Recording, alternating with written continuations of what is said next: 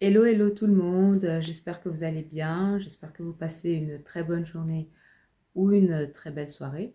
Donc, dans cette vidéo, je vais vous parler des, euh, des astuces qui pourraient vous permettre de vous aider à relever la tête malgré les difficultés, les obstacles auxquels on peut faire face et comment on peut les transformer pour atteindre tout de même nos objectifs. Ce qui se passe dans la société dans laquelle on vit, c'est que en tant qu'être humain, on fait face à des difficultés qui peuvent être d'ordre professionnel, privé, comme la perte d'un emploi, une rupture, un échec dans un business, dans un projet. Et ça, c'est quelque chose qui nous atteint. C'est normal. Et des fois, on se dit, bon, ça va, tout va bien, tout va bien, tout va bien. Et puis, paf, il y a quelque chose qui se passe comme ça, un problème qui surgit. Et puis, il faut y faire face. Le problème, c'est que dans certaines sociétés, je parle par exemple dans la société francophone, quand tu fais face à un échec, à une difficulté, c'est souvent vite pointé du doigt, en fait. On va vite montrer que voilà, tu as eu un problème là, une difficulté, donc tu es en échec. Tu n'as pas réussi cet examen, donc tu es en échec. Donc ces termes sont très très forts. En tout cas, c'est ce que j'ai remarqué. Hein. Tu es libre de dire ce que tu penses, mais moi j'ai comme cette impression que dans notre société, en tout cas dans la société francophone, on est vite pointé du doigt quand on fait face à des échecs. Et déjà, quand on a une difficulté qui surgit dans notre vie, on a des émotions qui arrivent comme la peur, la honte, le stress, la tristesse. Donc si en plus on nous pointe du doigt, ça c'est voilà, ça nous renferme encore plus dans ces émotions qui grandissent en fait de plus en plus. Pourtant, il y a aussi des histoires qui commencent peut-être pas très bien et qui se finissent bien. Il y a pas mal d'histoires de personnes qui ont accumulé des dettes et puis quelques années plus tard, ces personnes sont devenues multimillionnaires.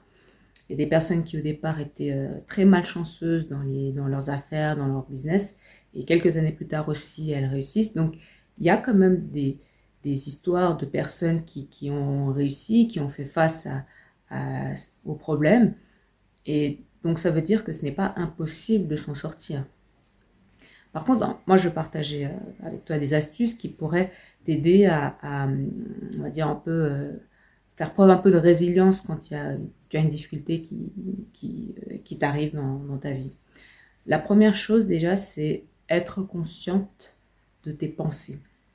Être vraiment consciente de tes pensées qui arrivent très souvent, des pensées très négatives qui vont avoir tendance à te renfermer dans une bulle dans une bulle en fait que tu vas te créer inconsciemment parce que voilà il y a ce sentiment de honte de frustration de peur un peu qu'est-ce qu'on va dire, qu'est-ce que les gens vont dire, le qu'on dira-t-on là, et ça c'est c'est très triste. Alors c'est normal d'avoir des émotions hein, comme tout le monde, mais le problème c'est qu'il faut pas se laisser envahir par toutes ces émotions.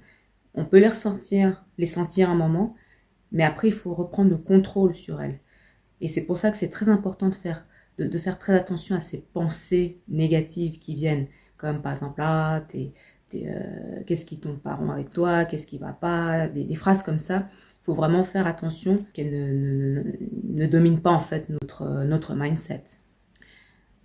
Le deuxième élément, ou la deuxième astuce, alors justement ça prend un peu la suite du premier point, c'est que je vais switcher en fait. Je vais switcher par exemple les termes. Donc au lieu de me dire ah bah tiens je fais encore face à ce problème, oh j'ai encore cette difficulté, je vais transformer ces termes en challenge.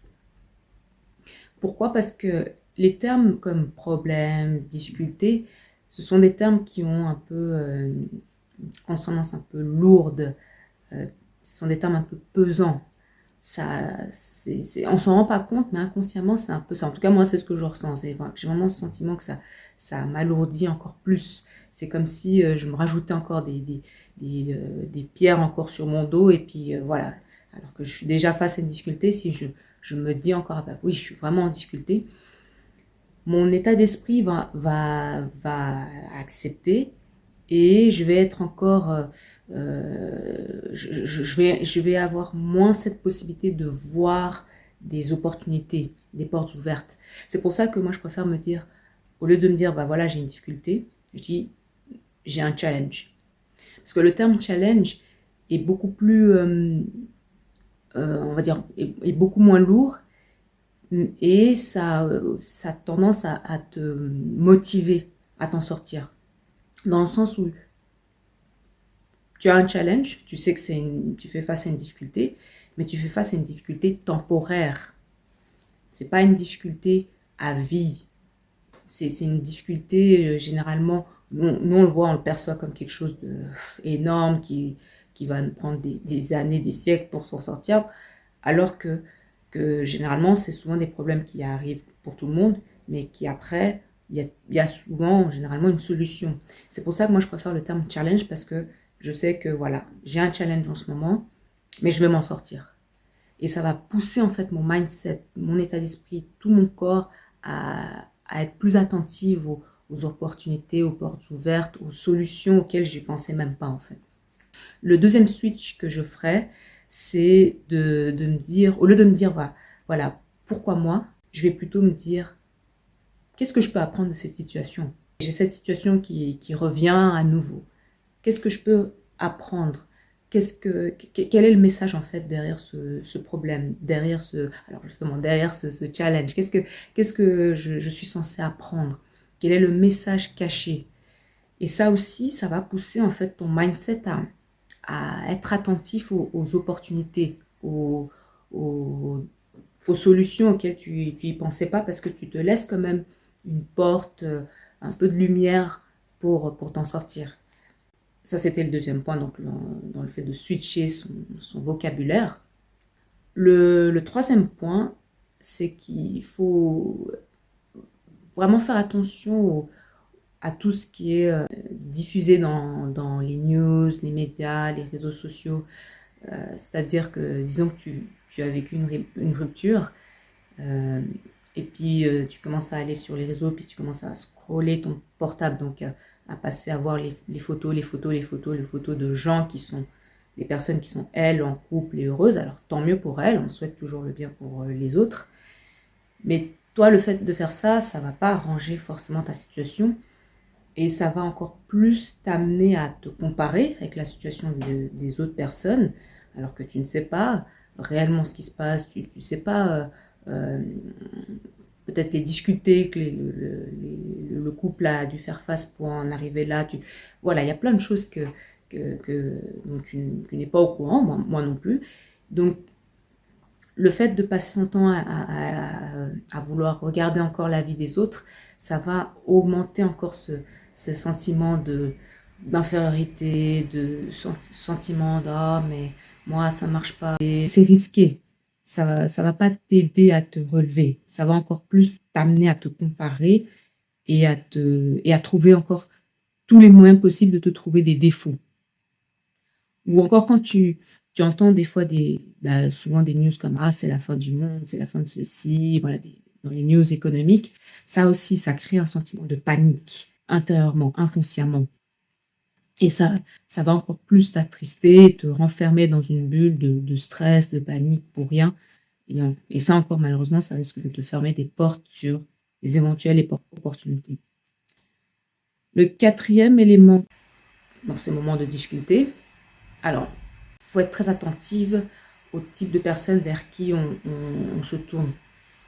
Il y a des personnes aussi dans ce monde qui ont cette tendance à être généralement, alors je ne veux pas dire 90% des cas, mais très souvent, ces personnes ont tendance à être pessimistes, à voir, voir que du négatif partout, aucune solution. Et souvent aussi, c'est jamais leur faute, c'est toujours la faute des autres. Voilà, ça c'est pas vraiment le genre de personne vers qui il faudrait se tourner. Alors, bien évidemment, ça paraît simple. Hein. On se dit tous, mais évidemment, que ce genre de personne, je vais essayer de ne pas m'approcher, mais en fait, on ne se rend pas compte. Parce que souvent, on a tellement envie de parler à quelqu'un, on a envie de se lâcher. Et en fait, la personne en face, c'est peut-être pas celle qui est la plus appropriée. Là, si tu es avec des gens qui vont encore plus t'enfoncer, qui vont encore plus te dire « Ah oui, mais là, en plus, en ce moment, on vit ça, voilà, là. » Ça va encore plus amener du pessimisme, du négativisme dans ton mindset. Et moi, c'est quelque chose auquel je prête vraiment attention. Donc voilà, donc vraiment pour résumer tout ce que j'ai dit, c'est vraiment l'intérêt, c'est vraiment de développer son côté résilient et de protéger son mindset, de ne pas le laisser envahir par tous les aspects externes qui peuvent nous affecter et puis nous alourdir encore plus. Donc ça, c'est vraiment important. Il faut vraiment éviter de ne pas se laisser dominer. Voilà. C'est pas facile, je dis pas que c'est simple. Je dis juste qu'il faut prendre conscience. Voilà, prendre conscience et gentiment travailler là-dessus pour se donner un maximum de chances de se protéger mentalement et psychologiquement. Donc voilà, c'était les 4 points, les 4 astuces qui, j'espère, pourront t'aider à faire face à ce challenge auquel tu fais face, si c'est le cas. Et puis, je t'invite aussi, pour terminer, hein, je t'invite à répondre à une question qui m'est venue en tête. Peut-être que c'est quelque chose que tu as déjà vu dans les réseaux sociaux, dans les images. Si, par exemple, et visualise juste, hein, c'est juste un exemple. Disons que tu te retrouves dans la forêt et puis en face de toi, tu as des tonnes de bois ou de pierres entassées qui t'empêchent d'avancer. Qu'est-ce que tu comptes faire à ce moment-là? La première option, est-ce que tu vas t'asseoir, te morfondre, pleurer, dire que c'est injuste, pourquoi moi et regarder à gauche, à droite pour savoir qui c'est qui est responsable de ça, le fait de t'empêcher d'avancer? Ou bien tu vas te dire, ok, la situation est comme ça, ouais, d'accord, je vais utiliser ces pierres-là ou ces morceaux de bois pour me construire ma cabane ou je ne sais pas, ma maison. Ou bien, tiens, je vais construire le pont qui va me permettre de passer depuis là où je suis vers ma nouvelle destinée. Laquelle des deux options te parle le plus? Voilà, je t'invite à le mettre dans le commentaire. Alors bon, j'espère que l'option 2 va dominer, mais c'est juste histoire de visualiser. C'est souvent comme ça, on fait face à des challenges et puis il y a une décision à prendre et j'espère que cet exemple imaginé pourra éventuellement t'aider. Voilà, donc sur cette fin, je te souhaite de passer une très bonne fin de journée ou une très bonne soirée et je te dis ciao ciao.